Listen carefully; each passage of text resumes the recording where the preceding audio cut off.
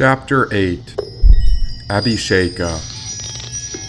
Each time I would gaze in the mirror, the same old version of me would appear, but depending on the intention in the mind, different realizations would come clear. 1 minute I would be sitting in the body, and the next I could be floating in subtle energy of thoughts, emotions, ego, unconscious, or memories. But every so often, I'd go beyond that, and I'd seem to float into the deep spiritual body. What was really happening to us in this threefold progression of life? And so a question came to the mind. I was curious about an answer, even though I didn't want to offend either side. How did I get stuck with both of you? The better question is why, said the left side. A pause revealed this moment, for neither side would budge. They were looking on from each shoulder, and their stalking from behind was a shadow that could have been closer to a fierce side of love. Then why did I get caught in the middle? I wish I could find the way, but rather I feel like I'm getting dragged between two opposite poles, and both of you have such wits about you, it seems I am easily swayed. You're a jack of cups. Your strength lies in your emotional intelligence. Of course, we use words to teach you, but you should be thankful for all the lessons you learned from us, said the right hand of God. Yet I'm overwhelmed, and there's a constant trouble I have in relating with reality. Even though I'm living in the relative world, I can't be present with what's happening right in front of me. It's like I have two angels on my shoulders, or maybe you're both something like demons. And if I told anyone the truth about what I'd been experiencing, I doubt a soul would listen. Well, are you ready for the answer to your question? Asked the left hand of God. Yes. Now why did I get stuck with two opposite personalities on each side? Because you died, said the left side. What? A few times, said the right side. How? Why are you so curious about the how? The route to the solution lives within the why. It's quite important that one soul should know the reason of why they came to die. But if you insist on the how, then I can show you right now. First, you must come to understand my purpose as the left side of God, and why I have no rules, which means that all choices are allowed. From my perspective, we died to make friends with the truest self, said the left hand of God. But why? Yes, now you're asking the right question, and so I will try to explain. I am so curious about the root of wishful thinking, because it's a fact that nothing in life stays the same. Yet so many individuals want to stay at the top. They want to reach some sort of peak, be it business, money, drugs, or fame. It seems the world has gone mad by trying to conquer and compete with the outward reality. Humans think they have it figured out, yet they always forget that in time death is going to kill you. Humans even know how the mind can visualize all the things you want and crave, as they think it'll last forever. But that's just the ego acting as a powerful cosmic monster. You see, a healthy ego is fair, but a sick ego is a liar. I'm here to reveal the difference, even if that means pushing you into a purifying fire. Understand that there's no one more powerful than I, not a soul stronger than me. I am it, the left side of God, who is the universe encapsulated within totality. I am that destroyer, the purifier of egoic pride, and as I am fierce in nature, I am the reason that all things come to die. Do not fear me, for even in the scriptures it says, do not be afraid. Know that as the destructive force, I rid the world of all things that are not meant to stay. Picture sickness. How do we help a soul get clean and healthy? We must rid them of the cause of suffering, which turns out to be the unhealthy ego mentality. An unhealthy ego is a liar, and even I may twist your mind or lie to you. But I do it for a pure reason, and that reason is to reveal all the world's truth. I do not care whether you bow to the right or left. We are both your teachers and gurus. We are simply here to reveal a path back home, and then the rest is up to you. Know that all death comes with rebirth, and that is the reason I destroy. It is not a useless sacrifice, but rather great meaning is deployed. There is such brilliance within our mystery, and so we will speak on empowerment and initiations. I am here to help you understand how they apply to you, and so will use perspective so you know what is meant by them. In order to understand this intricate pattern of such mysteries, we must have a picture of the whole gradual process of spiritual development. The situation in which spiritual development takes place is represented in some Buddhist paths as a mandala. Such a mandala has a center, and there is a certain type of labyrinth leading into it. It represents a whole situation in a graphic form, and it's typically contained with a circle and 4 directions from it. The center holds spiritual wisdom within. This is the teacher, or more esoterically known, it is called the guru. From here the mandala stretches left and right, up and down, yet all of this mandala is a representation of the journey to find the true you. These points could symbolize an orientation of all directions, the shadow or lower self, the higher self, then the left and right hand of God. When we zoom out, we could picture the mandala as existence, to see a grand balance where totality has no flaws. Rather, it's a work of art, a collection of situations in relation to some center. That center is the light of life, the guru, the community, and the teachings from which such transmission emerges. If we are not centered, we could be lost somewhere on the left of life. Not a problem at all. And so I emerge as that great teacher named Shiva to get the pathway redirected so you veer back to the right. Now, if you go too far, if you end up getting a bit phony holy, you might be proud of your righteousness, and in time, life will toss you around and push you back left and over to me. Let's say you want to get acquainted with the higher self, and so you keep yourself isolated in a cave, avoiding the real world. Well, soon enough, the sun will set, and the shadow will enter. It'll sneak up behind you when the higher self leaves you alone. That shadow will taunt you in your dreams, all in an effort to get you back centered on your own. You see, we work together, not one greater than the other. Think of us as 4 sides of a pyramid, like a protector, magician, king, and lover, said the left hand of God. But why? Yes, now you've got it, my girl. Because in life, you have to learn to surrender, said the left. But why? Because it's the only way you'll stay centered, said the right hand of God. But why? Retrification. We must rectify our current situation. If you've arrived here on earth, then there's something your soul is to learn. And so we can think of this as the soul's education or curriculum. On the Buddhist path, which leads to seeing one's situation as a mandala, the journey begins with taking refuge. We take refuge in the 3 jewels: the teacher, the teachings, and the community. The teacher is the remover of darkness. The teachings lead us to find our duty or truth, and the community encapsulates the entire mandala of totality. Once we take refuge, there's a path that we begin to find. Once we walk upon the way, the next step is in training and taming of the mind. This doesn't mean intellectual training, but rather it means seeing our basic being in different light.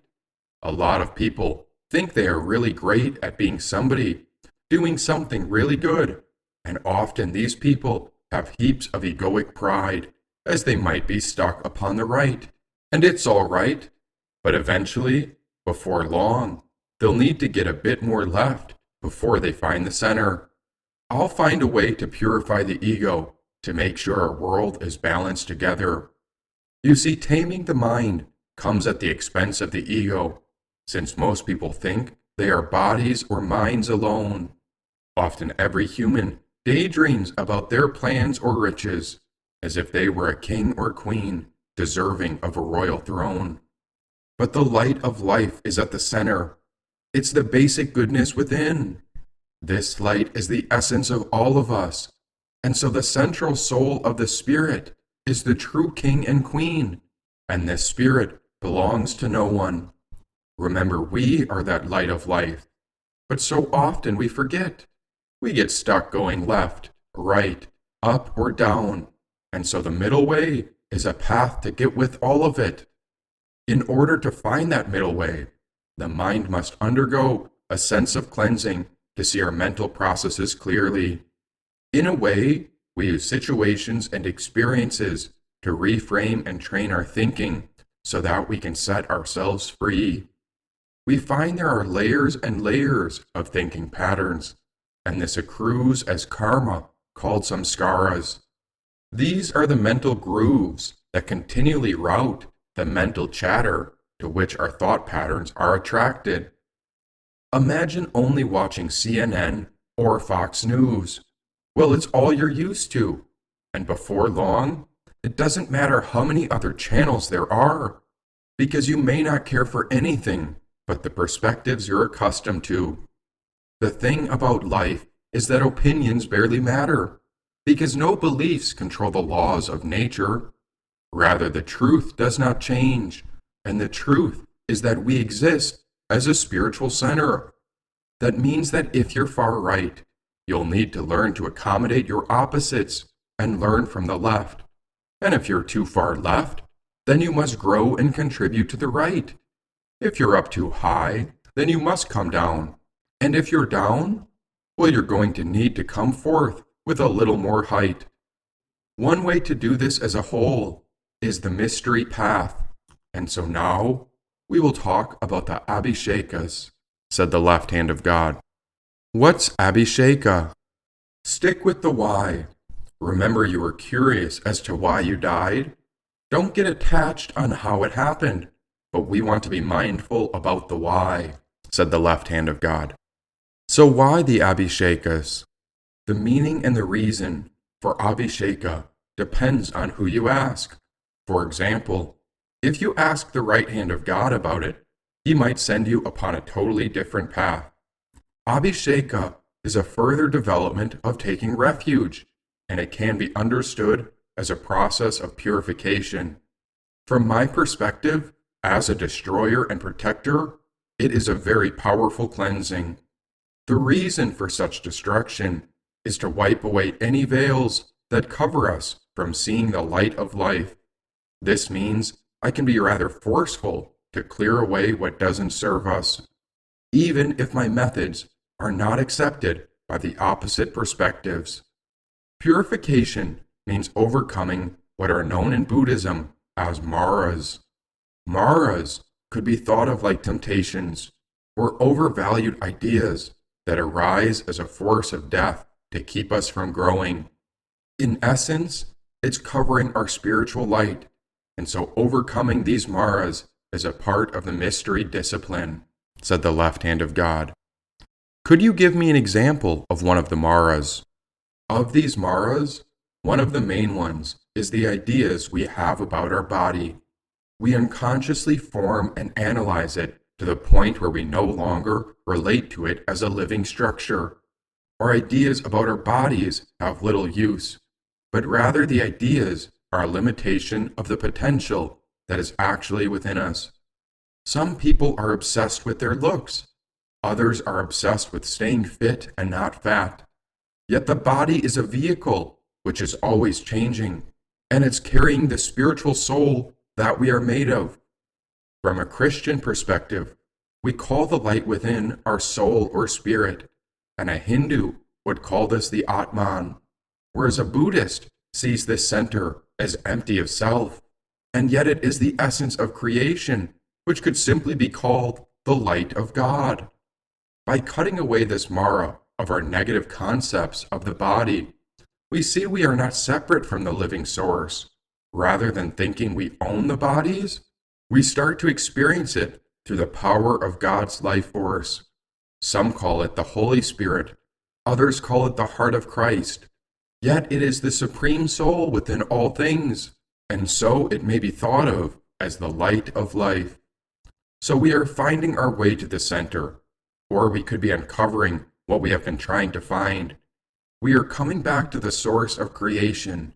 It is a relinking with the divine, said the left hand of God. Now it was silent, and both the left and right hand of God motioned for me to bow. Lowering to my knees, now the higher self and shadow soon followed. Why are we bowing? The process of seeing our life more and more directly also involves demolishing our veils of conceptions about our world and ourselves. In this process, there is a need for so-called initiations or Abhishekas. Abhisheka means to anoint, and its symbology is taken from the traditional Indian ceremony of the installation of a ruler. Initiation takes place through the discussion of a certain power, not a power of the ego for political or worldly domination, but rather it is an empowerment to give one the greatest scope of the forces operating within. The image of the first empowerment is purification, essentially a symbolic bath. Christians would call it being baptized, where a gesture is made of pouring water over a person receiving the empowerment. It seems to mean getting rid of dirt, but it's different from a regular shower, as it's a confirmation of power, because it means that from now on we will make better and more appropriate use of the soul within the body. The Abhisheka can lead us into a secret or mystery empowerment, and this has to do with speech, language, and communication. It has to do not only with communication externally to others, but also to the inner communication happening within us. We scarcely speak of the constant melodrama that is occurring within, which is our version of what's happening to us. But this is why you have 4 guardians in the 4 directions to whom you can trust. Some call us 4 angels, others call us 4 elements, but our goal is to direct you back to the center, that middle way, which is heaven sent, said the left hand of God. Well, what are we waiting for? Let's get this initiation going. Unity into the sacredness cannot be forced, and if that's the case, then the whole purpose of this purification will be misunderstood. The whole point is that we are expanding and opening into this deep inner experience. Let's examine how such an initiation could create a shift in our awareness. When it comes to this communication, we have certain predispositions and neurotic patterns in our ways of communication, and so these empowerments we work with change this material. Many people talk and talk and talk and have nothing of substance to say. In fact, the general run of our mental life is on this level of empty chatter. Our use of words in this way kills the very thing that makes life worthwhile.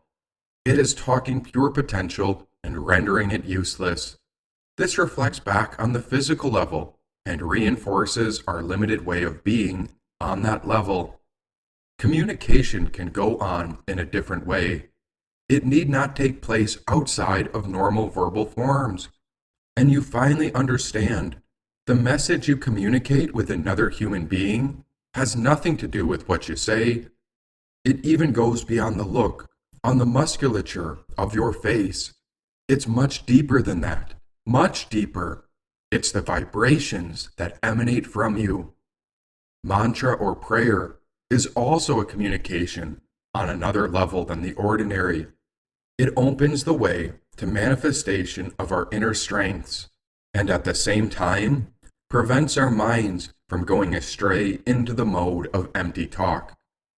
The Abhishekas allow us for empowerments to live on the superior level of communication, but if we are not ready for it, we miss the whole point of it. Our presence involves not only our empowerment and our activity of communication, but also our thinking. Ordinarily, we think in concepts, and certainly for practical purposes of life, we must use concepts. But on the other hand, concepts are also images that we impose on things. Our mental life then goes on in terms of these labels.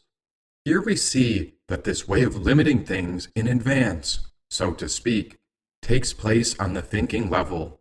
We are looking at purifying the levels of body, speech, and thinking, which can become an interlocking pattern of limitations.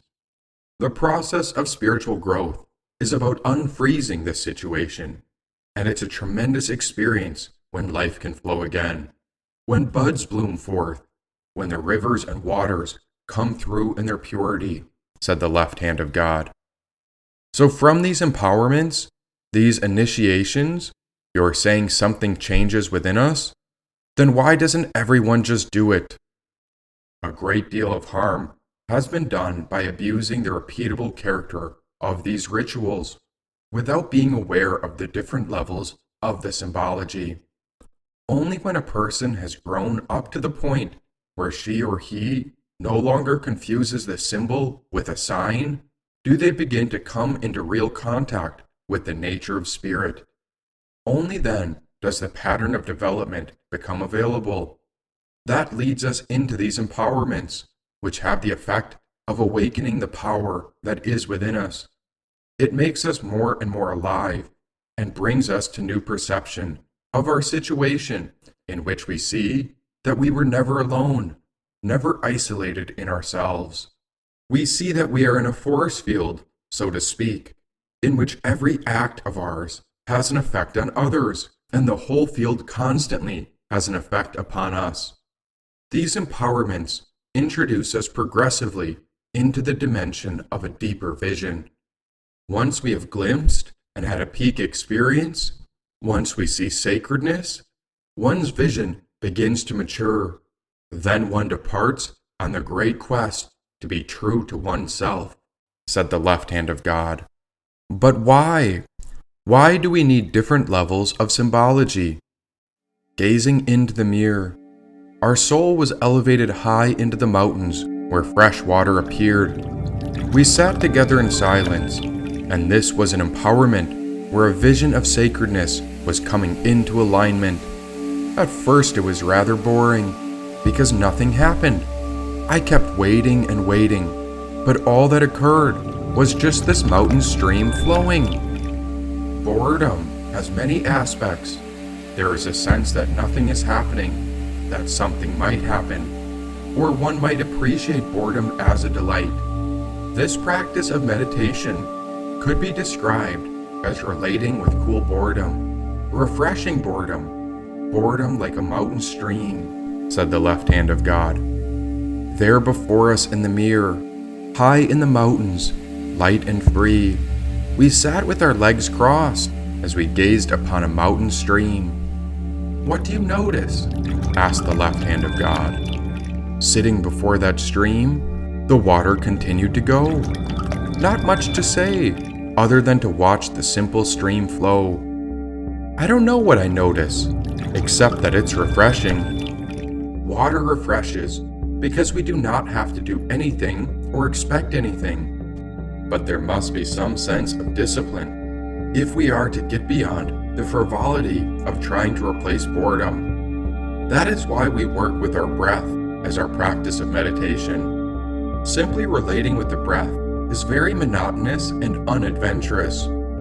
Here we do not discover that our third eye is opening or that the chakras are unfolding. It is like a stone-carved Buddha sitting in the desert. Nothing, absolutely nothing happens. As we realize that nothing is happening, strangely, we begin to realize that something dignified is happening. We breathe, and we are right here.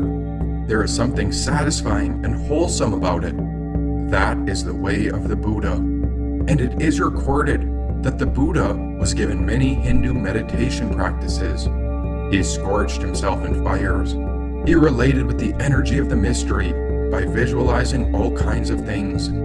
He saw neurological light by pressing his eyeballs, and he heard a neurological buzz of supposed yogic sounds by pressing his ears. He went through all sorts of practices and austerities and realized that these phenomena were gimmicks rather than real spiritual absorption and meditation. Maybe the Buddha was a dumb yoga student. However, if we follow his dumbness, his example as the enlightened one, we realize what is really happening, said the left hand of God. Staring at the mountain stream, which arose out from the sacred mirror, we sat for what felt like hours in the day, and while the water kept flowing, it just seemed to remain the same. And what is really happening? It is happening all the time. As the Buddha's approach to the practice of meditation evolved, he realized that gimmicks are merely neurotic likings. He decided to look for what is simple, what is actually there, to discover the relationship between mind and body. He looked into his relationships with everything very directly. This is not especially exciting. He was not seeking distractions.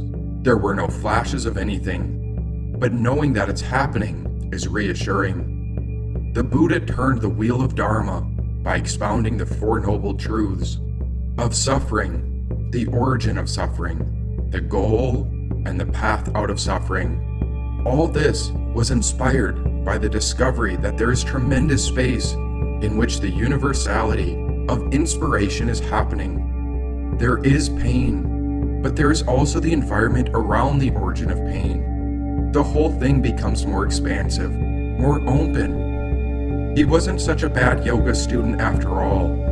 It's quite possible that he was not good at Hatha Yoga, but he saw the environment around Hatha Yoga and Pranayama. The Buddha's demonstrations of basic sanity were spontaneous. He did not preach or teach in the ordinary sense, but as he unfolded the energy of compassion and the endless resources of generosity developing within him, people began to find out that something was happening to him. This type of compassion is total openness, in which the Buddha has no ground, no sense of territory, so much so that he was hardly an individual. He was just a grain of sand living in the vast desert. Through his insignificance, he became the world enlightened one, because there was no battle involved. The Dharma he taught was without aggression. He didn't hold on to his own territory, said the left hand of God. In a flash it came, and this mountain stream was holy water. We were sitting in front of the Abhisheka. This was the symbology of the empowerment.